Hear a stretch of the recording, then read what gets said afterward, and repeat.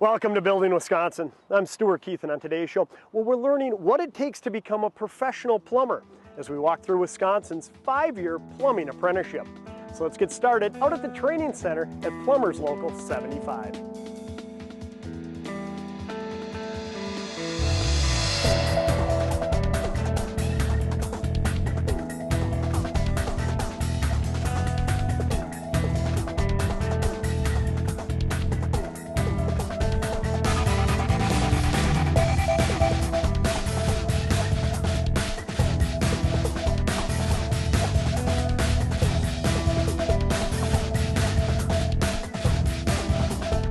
Hey Steve, how you doing today? Great, good to see you, Stuart. Well, good to see you. And you know, I've given a lot of thought all the years we've known each other. I'm finally taking the plunge. I want to become a plumber. So I showed up here at Plumbers 75 here in Milwaukee. Do I just sign up? Well, it's a good career choice, but it's not quite that simple. There's a few processes you have to go through in order to start your apprenticeship. Number one is, if you would just walk in the door, we say, well, we have an orientation, which we hold the first Friday of every odd month of the year. And it's about a 2-hour orientation. Folks come in here and they get a basic overview of what plumbing apprenticeship is. They get an application to go take an aptitude test. If you've passed the aptitude test, then you come in for an oral interview in front of the Joint Apprenticeship Committee. There's a bank of questions that the potential apprentices is asked.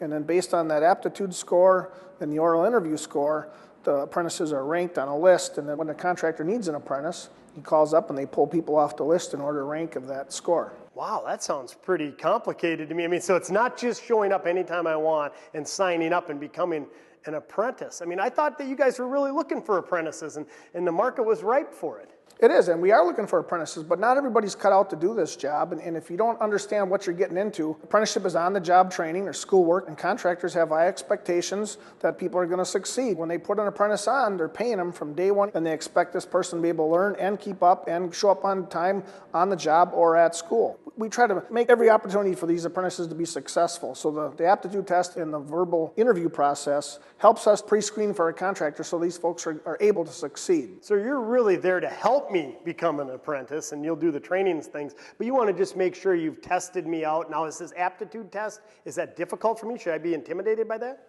Most students coming out of high school are well equipped to pass the aptitude test. If you've been away from the school environment for a little while, we have other programs you can take to brush up and make sure that you sharpen your math and some of your other skills that you have to have on the test. It tests your ability to learn. We need people that are going to be able to learn and to be successful. So you mentioned this interview. What's involved in that? Well, the applicant interview is about a 15-minute process. It's in front of the Joint Apprenticeship Committee, and there's a set bank of questions that are basically about life skills, life experience, just kind of get a feel whether the person's going to be a good fit. Then the other thing is, before you become an apprentice, we also have drug testing before you're placed with an employer also.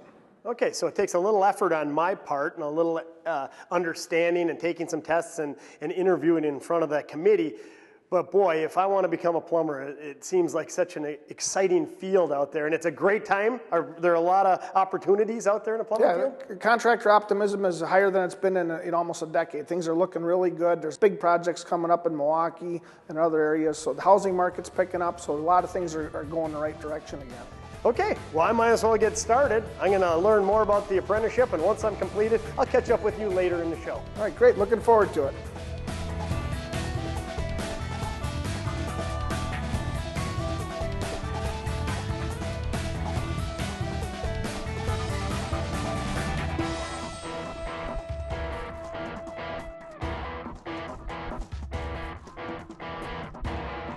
Well, Pat, good news. I was hired on as an apprentice, and as a new apprentice, I really don't know what to expect, but maybe you could shed some light on it. Sure. So you've signed a contract with a contractor. You are employed. We cooperate with the contractor so that you're learning on-the-job training with the contractor. He spends tons of money on getting you through that learning curve. Simultaneously, we have you in day school. So right away, you start up with day school. You're going to need some basic math skills. So one of the first topics we talk about is math. And the other one is code. The contractors like to have you as knowledgeable as possible as soon as possible. So we're going to get you into the code. And then you might be on a job site where you're looking at a set of drawings, installing the piping. So you're going to have to know a lot about the drawing to know how to interpret it and to put the pipes in. So fair to say it's a general overview, nothing too specific, but you mentioned day school and job site, so it's both? For first year for us, you'd be with me on Mondays, 8 hours, you're paid while you're there. Wow, that's great. Tuesday through Friday, then you'd be back with a contractor. Boy, is that ever different than going to university. I mean, I'm actually getting paid to come to school, and I'm gonna wanna learn, so Monday gets me set for the week of what I'm gonna learn out on the job site. Right. Journeyman, even on the job site, sometimes will say, hey, Stu, Mr. Code Man, what's this and what's that? So they're gonna force you to kind of crank the code book, and so they help kind of mentor you that way. So a lot of on-the-job learning, and that's really what I found attractive to the plumbing trade and any of the trades. It's that mentorship. You get to work with these experienced professionals, and they're helping share their knowledge. Well, the other thing too, on the job site, they're going to require you to be productive. So the match is, we try to teach you the head knowledge in class, start applying it. Okay, here you're learning this in class, let me show you how it applies on the job site. And this is just year one, so as I look around, here's some looks like apprenticeship. Are these guys year one? This is year one. In this particular example, they're going to be setting up a laser to shoot some elevations, which a lot of times on a job site would be required. They're going to have some basic math skills, plus they're going to have to be able to utilize the piece of equipment.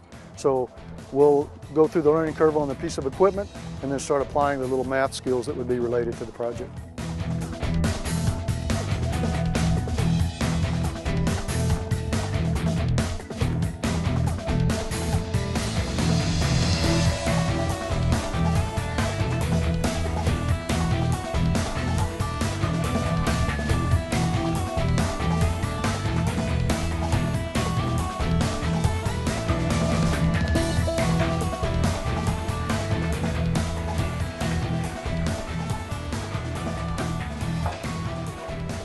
So Pat, I made it through year one. I'm excited. I'm still looking forward to a career in the building trades. A couple things I learned in year one is it's going to take hard work, good attitude. Even though it's a general overview, there's a lot of outside classwork that I should be learning and studying.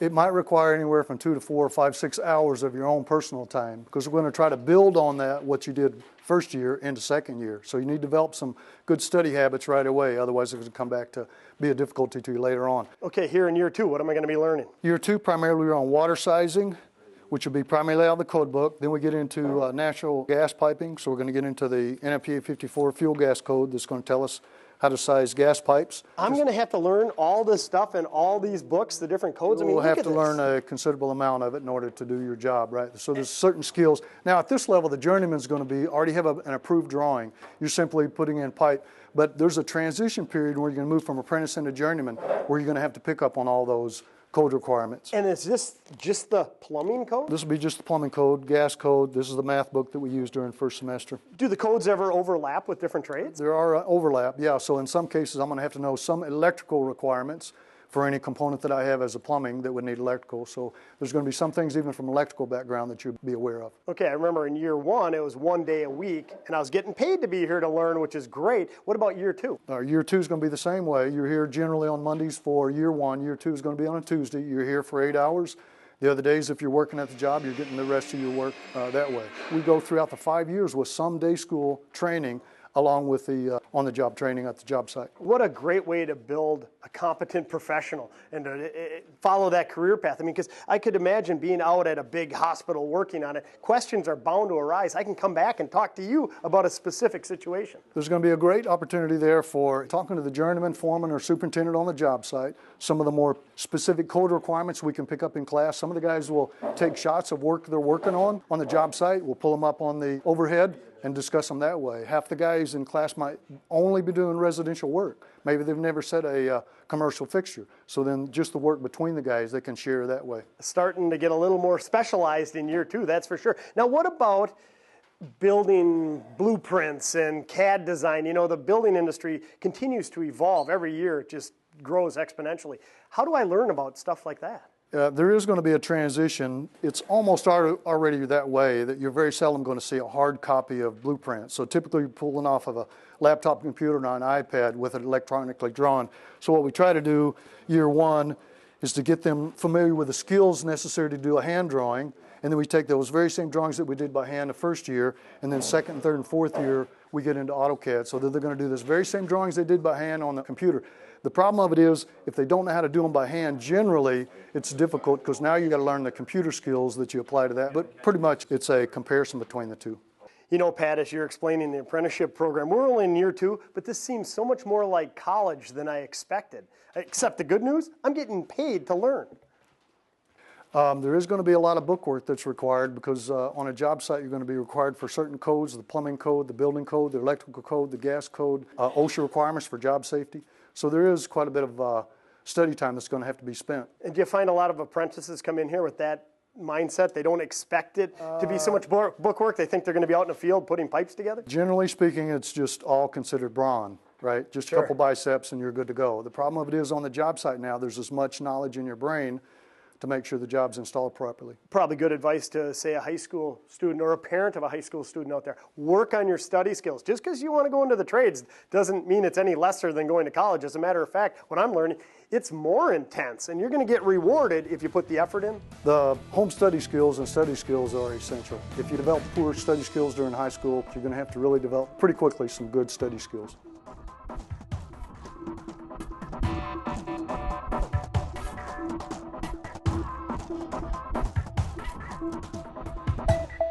I've tried college, and just working all summer to pay for one semester of class wasn't really working out for me. And then here you get paid the day you're in school, your normal wage, so you're getting paid to learn instead of paying to learn. And when you start out as an apprentice, that wage itself is pretty generous compared to some other jobs starting pay. And every year you get deeper into it, you get a higher percentage of the journeyman scale, so you're never really hurting for cash. And the other thing is all of this is, you know, directly relatable to what you're doing on the job site. It's not like I'm taking History 101 to be a plumber, whereas if you're a math major, you're still taking all general credits. It's directly applicable to what you're doing every day. All my friends are in debt from college, and I'm not. I'm in no debt besides the fun things that I have in my life, vehicles and such. And I can go out and budget and stuff and still be able to go out and have fun and not worry about having a loan over my head from college. And I love what I do every day. I wouldn't come early or work as hard as I do if I didn't love it. I love building in general. I think it's so cool how all trades can come together and make something that people can go and work in every day and make an income off of what we built for them. And that it stands for 10, 15, 20, 50 years. It's pretty cool.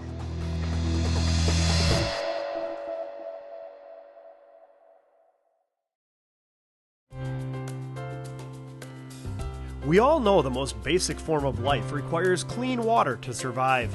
On Earth, we need it to drink, cook, clean, and it touches just about every part of our quality of life. Here in Wisconsin, we appreciate the value of clean water even more as we live alongside the Great Lakes. Yet we often forget to think about how water gets to our homes, schools, and businesses, and then safely back to Mother Nature. Where does all the dirty water go? How is it fresh and clean every time we get a glass of water? Who makes this happen? The answer, plumbers. It's the plumbers who are trained, mentored on the job, and have progressed through a 5-year education program that takes them from apprenticeship to a master of their trade. It's plumbers who are committed to a career and have been trained to protect the health and safety of our water system and make sure you never have to think about where it comes from and where it's going. Yes, we're fortunate here in Wisconsin to have an abundant supply of clean, fresh water, but even more fortunate to have a highly trained and committed workforce to keep and deliver it that way. Plumbers 75, supporting the plumbing trade in southeast Wisconsin for over 100 years. For more information on Building Wisconsin, follow us on Facebook and Twitter, and be sure to watch additional episodes on YouTube or at our website, buildingwisconsintv.com.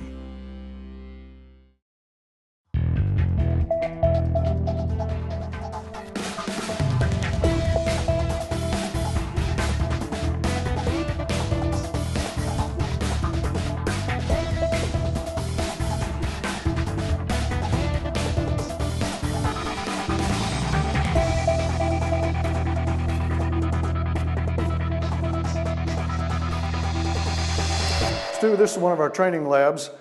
We use primarily in first semester go through drain, waste, and vent piping. Second year we can go through and show them some stuff on water piping. And then third year we can show them some stuff on how fixtures used and water consumption. So when you talk about there's, 1 day a week classroom training, it's beyond just the old classroom that you're picturing. You get to come on hands-on and almost a real-world environment where you can see behind the walls. It's nice, instead of talking theory, to sometimes be able to just actually see the piping installed, run some water through the pipe, see the impact that it makes on the drains and such. I can see how it's very valuable as a learning tool. And when I look around, I think, hey, this looks residential, but geez, whatever these are, they almost look commercial. So plumbing goes beyond just being residential or just being industrial or commercial. Right, we're not going to be able to orientate the training for a residential plumber versus a commercial, so all of it needs to be carried. There is no such thing as a journeyman residential plumber, so it's going to be a plumber. So they should know something about commercial, industrial, residential. So in this case with carriers, this is probably something you're not going to see in any residence. It's referred to as a water closet carrier or toilet carrier. Water closet fits on and transmits the weight to the floor rather than to the wall. Oh, so this would be buried within the wall. You wouldn't see that, but here you get an opportunity to at least be introduced to it as a plumbing apprentice. Right, and this helps sometimes too, even on a job site. If the journeyman is going to have the guys install carriers, this way they can rip it all apart, put it back together, take their time, learn all the ins and outs, and then when they get to the job site, be a little more productive. Okay, so great tools here at Plumber 75 for the apprentice who's going through the 5-year program. The great thing that I've learned is that I'm getting paid to come to school, but it's a 5-year commitment on my part. Am I getting pay raises as I go? Your skill level from first to second to third to fourth to fifth is growing, and your wage grows along with it. So there's a substantial raise from first to second, second to third, and so on. Now this is our welding lab.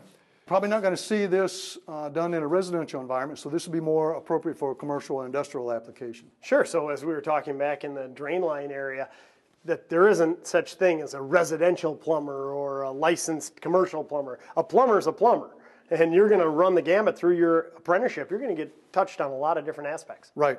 The contractors pretty much have identified a skill set that's required, so that's coupled with day school and the night school so that they give a well-rounded, skilled craftsman. Now, you used a term there, you said night school. We've been talking about day school throughout the apprenticeship so far, and if we're in year 4 here, do I also have to go to night school? Right. Pretty much there's a time segment that's referred to as day school paid related instruction. They also have another 300 hours of night classes that cover similar materials. 2 of the night classes are in the welding. Oh, but this would be fun. And you think of the commitment that you're making or you're asked to make to become a professional plumber, but also the commitment from your employer. I mean, that's over 5 years is a considerable chunk of change for them to put you through the apprenticeship program. But look at all the life skills you're learning. When I look at welding, boy, that's not only for plumbing, but there's lots of areas you can use welding. A lot of applications, right? From a plumbing standpoint, there might be hangers and supports that need to be welded to a structural support. So it's not going to be very visible on a residential as a skill, sure, but as an industrial commercial it would be. What about soldering or brazing? I mean, that's obviously part of the plumbing trade. Yep, one of the classes that you get into for one pipe material is on soldering and brazing. And one of the nice things that we do in class 2 is working with the math skills that would relate to calculating an offset. And then they go through the skills involved with soldering and brazing. And of course, you're talking about an offset. Sure, right here coming up, you might, there's lots of different angles that are in a building plan, that's for sure. Right. If piping would have been intended to go on straight, but some obstructions in the way need to offset, you'd have to calculate what that offset distance would be. Well, one thing I'm really getting out of this is math seems to be one of the most important skills coming into the plumbing. It's going to be difficult to not have a substantial, well-rounded background in math. Pipe offsets and piping pretty much is just good old math. So is welding and soldering just year 4, or do you learn it throughout? Welding is going to be just 2 classes that they take, and then soldering is in a separate class as well. So first year is primarily the drain, waste, and vent. Second year is water. Third year is septic systems and fixtures. Fourth year, we actually get into backflow prevention and other more involved areas of the code.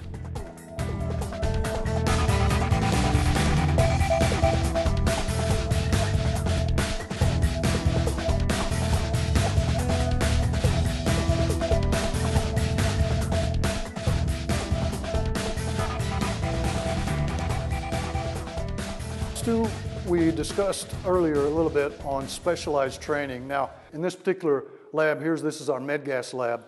One of the skills necessary, for instance, on copper, a joining method is going to be soldering or brazing. Now, in this particular instance, this is for med gas. Okay, a couple things. What is brazing versus soldering?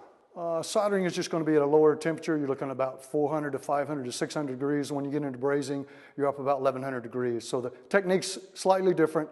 You might be doing brazing for general plumbing. In this case, med gas, one of the required joint connections is brazed. So when you say med gas, I assume you're talking in a hospital setting, for instance, and we can thank a plumber for doing it properly? And probably 50% of the installations across the state, that would be a licensed plumber that installed that piping, yes. Correct. And so would this be a fifth-year apprentice learning this, or is it just for journeymen? This would be a specialized training. The apprentice in his maybe fourth and fifth years permitted to take the class, primarily for journeymen. This would be an additional training. So we always encourage the apprentices to get any other certification or training that they can. Just makes them more qualified and more competitive. And even after my 5-year apprenticeship, are there continuing education opportunities? Opportunities, yes, mandated somewhat to hold your license. There are mandated classes. The local here sponsors maybe 20 to 25 different continuing education classes. The med gas would be one, service and repair, commercial water heaters, water treatment devices. So there's all kinds of other opportunities to kind of specialize in some specific training. And as you just said, why wouldn't you want to take that? It makes you more marketable. It's going to earn you more money. And just for me, the life skills you learn, I mean, this is fascinating. It's not just going in and crawling underneath a sink and fixing a plug drain, that's for sure. I mean, the plumbing industry is very diverse. And along the lines of all this apprenticeship we've been talking about, do I have to take a final exam, so to speak? Even to complete your first year, second year, third year, fourth year, fifth year, you're completing with a test before you're able to advance on. So at the end of every session, every year, I'm taking a final exam for that year. Right. In order to qualify you, we assess you to see if you learn the skills necessary. In addition to that, just because you finished your 5-year apprentice, we'll sign off on that you met all your day school hours, your night school hours. You're still going to be responsible to take the state test to get your plumbing license. 6-hour test in some situations. 6 hours? That sounds like a pretty intense test. It's pretty involved. Not everybody passes on the first go around. So what happens if I don't pass the first go You around? would continue to take the test, but you're no longer employable. You're not an apprentice and you're not a journeyman. So without successfully passing that test, you're not allowed to continue in the plumbing trade. But after 5 years, coming to this facility, you know you're going to be well trained. So if you're dedicated, you're a hard worker, and you're a good studier, chances are you'll pass it, and you can look forward to a great career in the plumbing. Right. Our experience has been is if you apply yourself, that you will successfully pass the test. Pat, I really appreciate you coming on and walking us through a Wisconsin 5-year plumbing apprenticeship. Well, I appreciate it.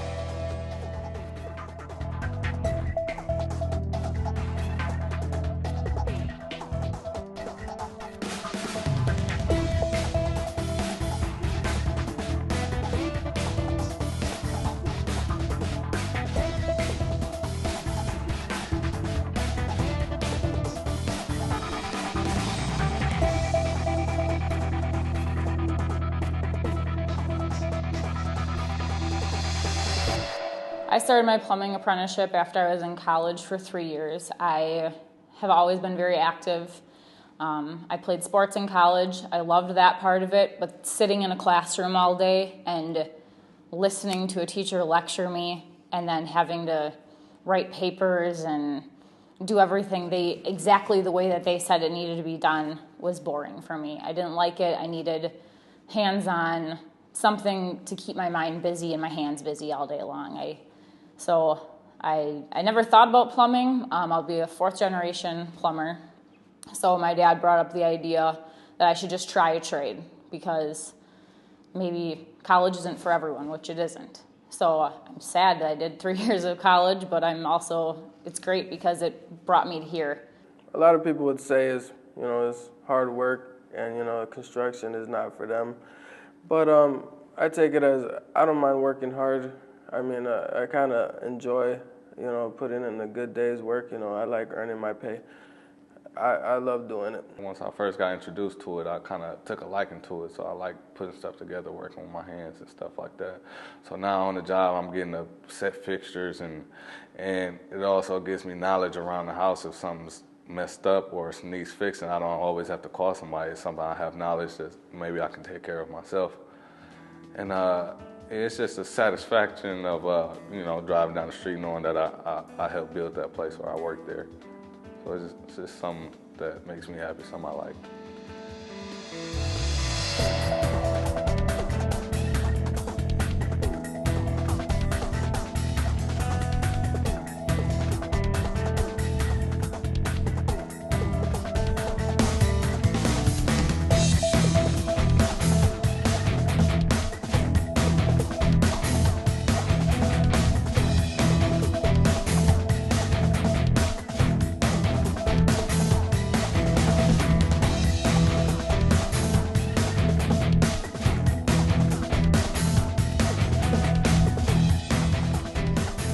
Well, Steve, it was a great journey, and I did it. I passed my journeyman's exam for the state of Wisconsin. I'm now a professional plumber. Well, congratulations, Stuart. Good work. And the future looks bright. Yep, the future looks very bright. There's a lot of work coming up, and your opportunities from here as a journeyman are tremendous. Now that you're a member of Local 75 and you're a journeyman plumber, we'll work with you for the rest of your career. You can become a foreman, get your master plumber's license, someday own a business, many opportunities, and you can do all that with the knowledge and security that you're being paid a respectable wage, good benefits, health insurance, a respectable pension. You'll be able to retire with dignity, and along the way, all of your continuing education needs will be covered through the local here at Local 75. So the more you put into yourself, the more you're going to get out of it, and the better value you're going to be to employers and customers down the road. Well, one thing that I found fascinating throughout this journey through the 5-year apprenticeship was that, number one, I'm getting paid to learn versus a traditional college education where I have to outlay money to get the education. This, I'm getting paid for the classroom, paid for on the job. And then one step further, I'm getting a raise every year provided I'm doing the work and I'm passing my tests. So by the time I finished my 5-year apprenticeship, I'm making a darn good wage, plus benefits above and beyond that.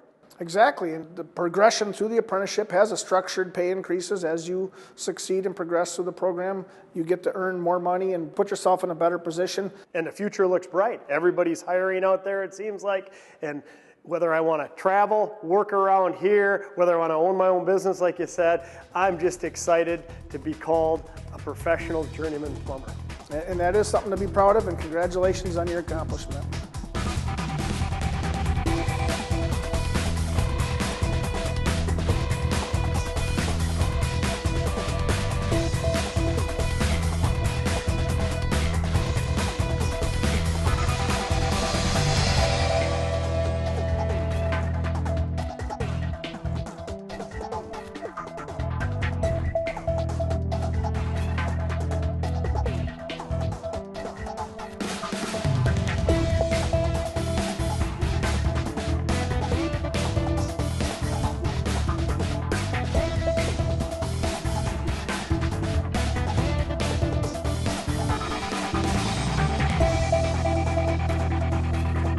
The preceding program was sponsored by the Building Wisconsin Television Network.